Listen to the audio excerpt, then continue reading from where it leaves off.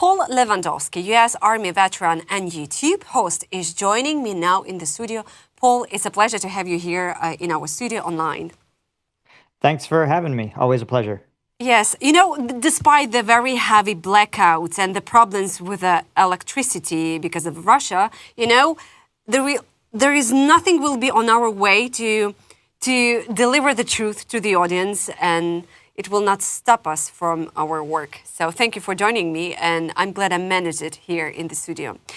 So, Paul, I recently came across the CNN investigative article, which calls from meat grinder to mopeds, how Russia rethought its war fighting in Ukraine. And it immediately made me stop and think, and probably I hope you're going to help me to clarify a lot of questions that I have after this article. That when we see Russia switching from heavy armor to mopeds, motorcycles, and small buggies, what does that actually tell us about their army right now? Is this a real adaptation or just desperation dressed up as innovation? So I think there's a really key difference. I think Russia has accepted that there's not going to be a maneuver war victory for them. We see even now in the town like Pokrovsk, where they've been on a 12-month plus campaign to conduct an encirclement, right? Something that is a classic maneuver from armored warfare, where you would see tanks, right, complete that pincer movement and sort of cut off an enemy force. It's really it's an 80-year-old tactic that's a staple of winning by maneuvering. In a war of attrition, though, all tactics and calculus changes. And so Russia desperately wants to win a maneuver war because it's very, very economically efficient. The problem is that even in a place like Pokrovsk, the Russians still can't actually complete an encirclement. They can't complete that maneuver. So I think for Russia, they have accepted that their only path to victory is through a war of attrition. And when you fight a war of attrition, the primary calculus that you use when deciding to deploy a force, how well to train a force, what to equip them with, is cost. How much does it cost you to field a force? And the truth is, a tank is a very expensive item. Even an old Soviet refurbished tank, as we've seen the Russians rely on in the first 2 years of the war. So those are very expensive to run. They're very expensive to maintain. They're very expensive to train crews to operate.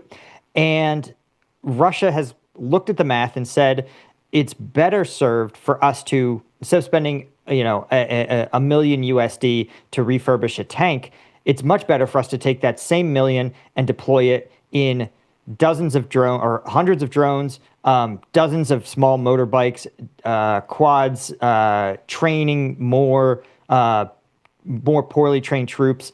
And so for them, I think that's ultimately the only option that produces any kind of reliable battlefield gains for Russia is simply running the war on the cheapest budget possible that still produces those battlefield effects, those small gains. Okay, so it's cheaper. Well, that's obvious. Yeah. It obviously is. And also CNN calls Pokrovsk as a symbolic price for Moscow. Why does the Kremlin keep throwing people, as you said, and equipment at towns that are already destroyed and give almost no strategic advantage? Or am I wrong? No, I think you're largely correct. There was some argument for this defensive belt of cities in the east, but Ukraine has had well over 12 months where it's been apparent that that's Russia's objective, and the way the war is currently fought, broad swaths of open terrain are actually harder for Russia to advance than a city. I think Russia actually found itself in a political tight spot, not necessarily a battlefield one, because in mid to late October, very publicly in a televised, staged, managed meeting, Putin was told by his commander-in-chief Gerasimov that Pokrovsk and Kupiansk were completely encircled. Now, the problem is that in a Soviet-style system, when the leadership says that an encirclement is happening, it has to be true. And so the fact that it wasn't true meant that the Russians needed to do everything in their power to make the televised reality actually real on the battlefield. And so if you are Russia, it doesn't necessarily matter. Like Pokrovsk itself, obviously, as you said, is completely annihilated. But they need to be able to sell to their public and to a lesser extent to the international community that they are achieving the victories that they say they are. And I actually have a thesis, though I have, Ukraine would never publicly acknowledge this, that when Russia made that commitment to take Pokrovsk at any cost, Ukraine said, as we say in America, bet, which is to say, okay, if you are going to commit to doing this, we're going to make sure you pay the maximum possible price, right? And so I think it's a politically driven battlefield decision, not one that's driven by necessarily tactical realities. Yes. And also, evacuations are becoming almost impossible because of the drones. Does this mean that the battlefield has reached a new stage where logistics, not territory, could decide the outcome of everything? Yeah, if there's one thing that this conflict has shown, it's that the idea of a stable state of the battlefield is just almost never true, right? Every year, the war looks very different. I've seen the same information you have that now medevacs are very difficult operations, but we've seen a lot of innovations on both sides in terms of improving those medevac outcomes. We've seen a lot more reliance on UGVs, the unmanned ground vehicles. We've seen increases in UGV armor being piloted. And so, we've also seen the emergence of resupply drones that are dedicated. That's all they do is do resupply runs to positions. And I think, so I'm always reluctant to say this is the new stable situation. But I definitely think it reflects the change from a linear battlefield, right? Trenches facing each other, to this kind of what I've heard called the gray zone. This idea that there are large swaths of the battlefield pockmarked by individual infantry positions, and that those infantry positions are it's less about a creeping advance, like you control this territory, I control this line, and more about almost like ants trying to get into your house, right? It's not like the ants control one room and you control another. It just slowly, you see a slow, gradual increase in the number of ants in a given area, and at some point you say, okay, the ants control this room. Paul, but just could you please remind me, the gray zone and the killing zone, what is the difference? Sure. So when a kill zone, at least in NATO doctrine, is a deliberate piece of territory that is essentially constructed to be a trap, in which you wait for enemies to enter it, and then you use your firepower to inflict maximum casualties. Again, a good example would be a big open field where Ukrainian drone teams expect Russian troops to pass. They see the Russian troops in the open, they strike them with drones. That's a kill zone.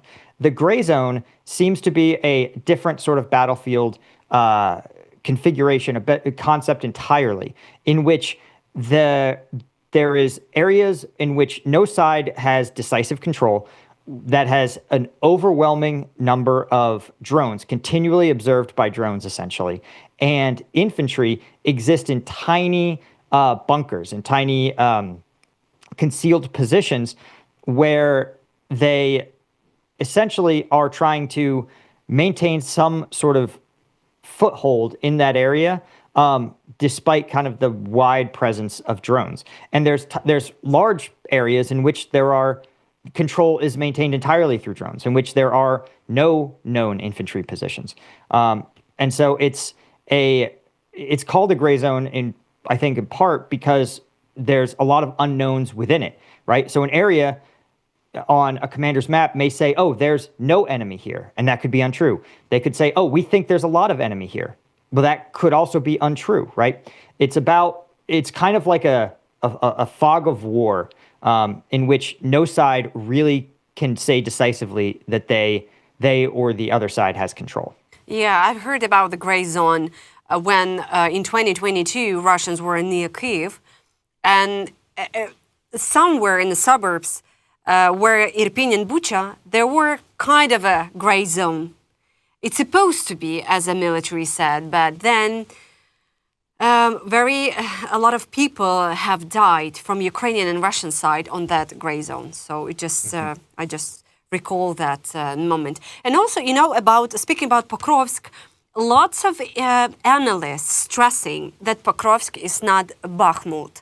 And also, I found in the CNN article I mentioned, there is a quote. In Bakhmut, the Wagner Group would send personnel out in the open to draw Ukrainian fire, expecting them to be killed. Now the intent is for as many of these personnel to get close to Ukrainian positions as possible. They are not being sent out in order to be killed. Yeah, I think that's true. That sounds true.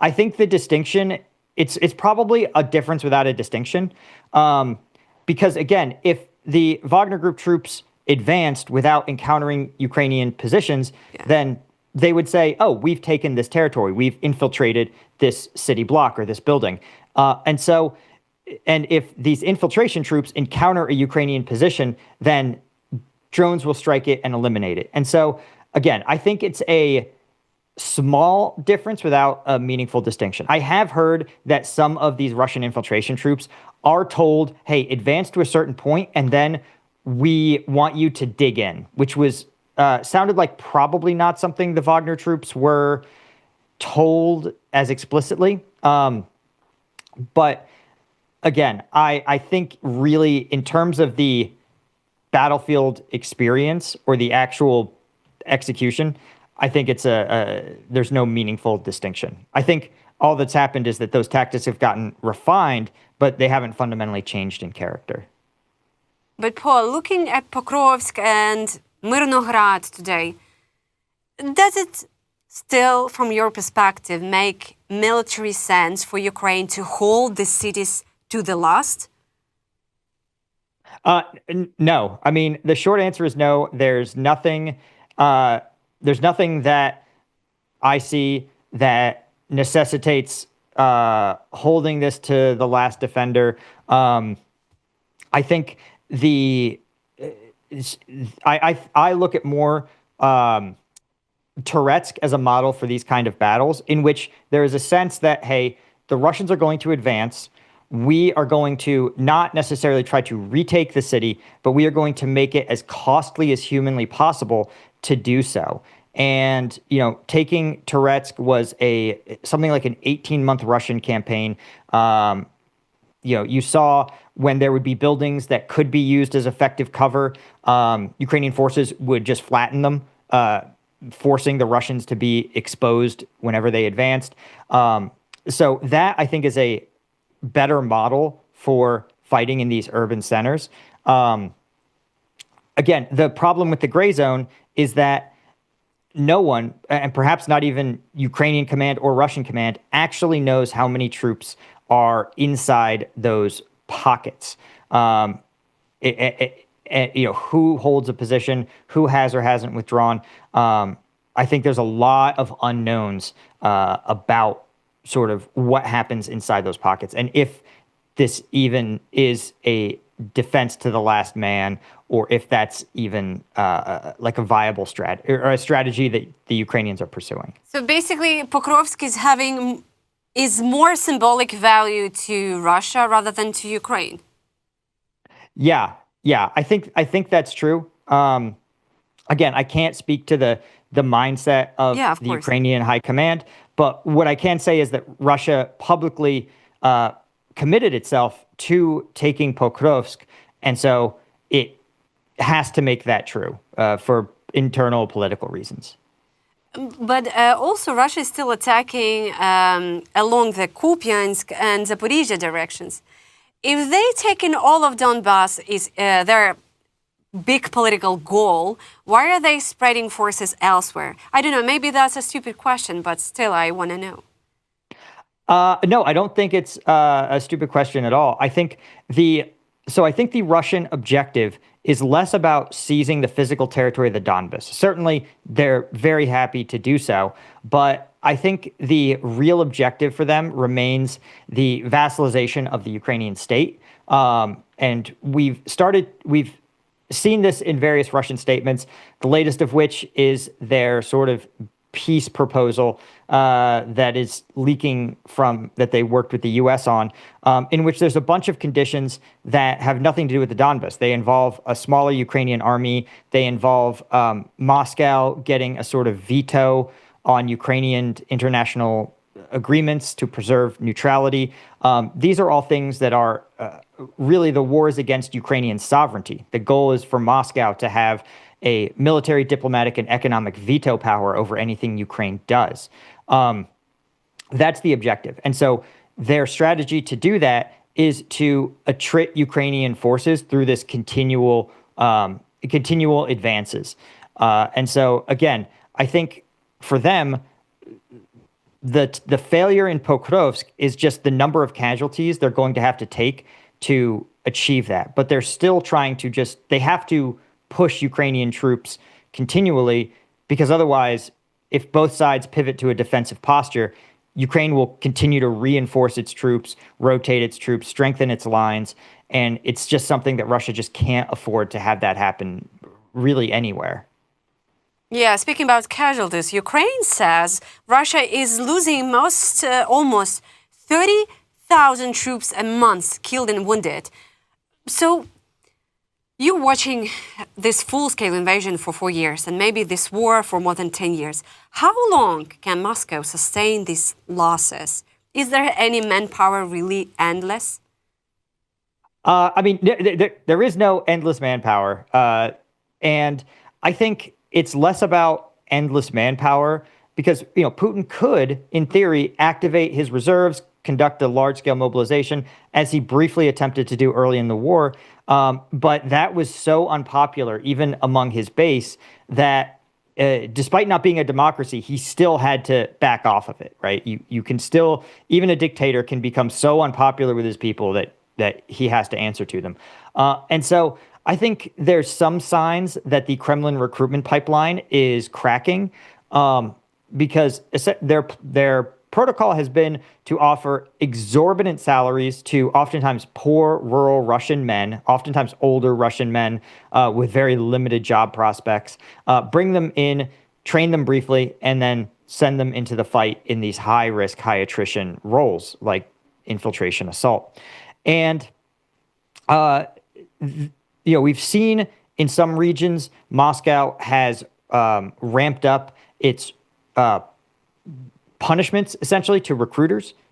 There's even been some stories in some regions that recruiters who have failed to meet their recruitment targets themselves are sent to these high-attrition units. And that's not something you do if recruitment is going great. We've also seen that the Russian economy is starting to falter and that the Russian state is having to make more and more difficult budget decisions. Notably, they actually expended their entire budget allocation for these combat sign-up bonuses. They basically used 12 months of funds and they burned through it in like 6 months, meaning that they've had to cut a bunch of those bonuses. So you're seeing these signs also in some of the occupied regions.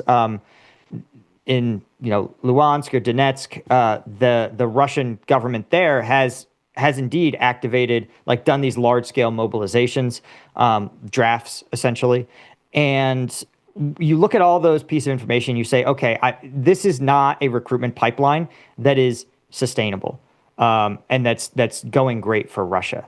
Also worth noting is that the secret is out. You can't kill 600,000 people and wound nearly 1 million, and still try to keep the reality of the war concealed from the Russian public, right? Even with the Moscow's level of control over media in Russia, you still have, you still, a person in a Russian village, they can't miss the fact that so many of their friends' dads have been killed in this war. And so there's a level where no sign-up bonus will get a person to sign up, right? Like if Russia was to offer me $1 million to be on an assault unit, I'd be like, no, I have kids, dude. Like there is no sum of money that will get a certain certain percentage of people to sign up. So, yeah, I don't know if the Russian pipeline for troops is going to collapse imminently, but there's really some signs that they can't sustain this level of attrition for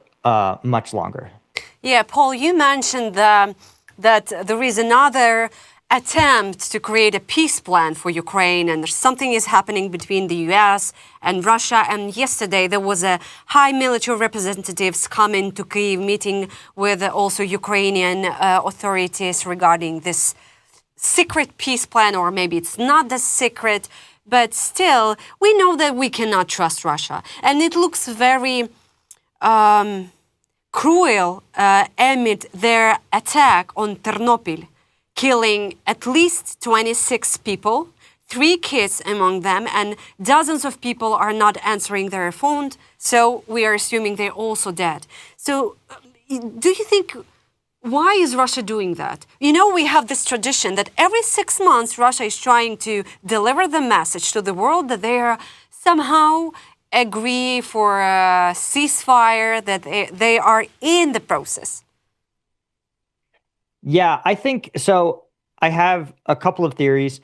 One is that it's pretty well known that President Trump, one of his biggest fears is nuclear war. And so Russia has shown that they're very much willing to rattle the nuclear saber in kind of vague ways in this conflict, but never actually seriously consider that as an option. And so I think in the Russian fashion, targeting somewhere like Chernobyl, a nuclear power site, I think that sort of is helping to play into President Trump's well-documented fears of this, and to sort of push him to be like, oh, you should back this really bad peace deal.